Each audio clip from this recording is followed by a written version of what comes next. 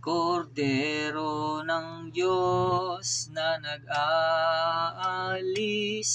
ng mga kasalanan ng sanlibutan, maawa ka sa amin.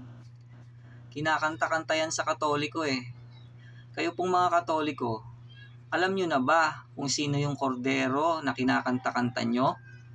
O ngayon nyo lang nalaman dahil kulang sa turo ang relihiyon nyo?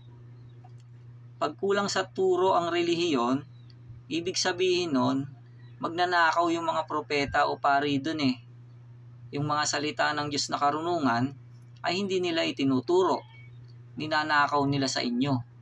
Puro arte lang ang ginagawa. Di pa nag-artista. Kaya tuloy, tumanda na kayong hindi nyo man lang alam kung sino yung kordero ng Diyos. Si Jesus yun.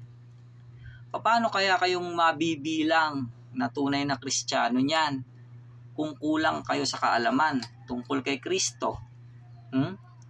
Basa Biblia. Kaya't narito, ako'y laban sa mga propeta, sabi ng Panginoon, na ninanakaw ng bawat isa ang aking mga salita sa kanyang kapwa. Jeremias 23:30. Ang baluktot ay hindi matutuwid at ang kulang ay hindi mabibilang. Mangangaral o Ecclesiastes 1:15.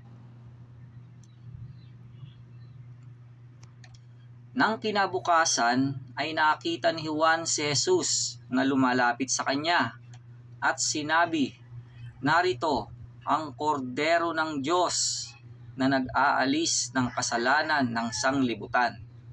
Juan 1:29.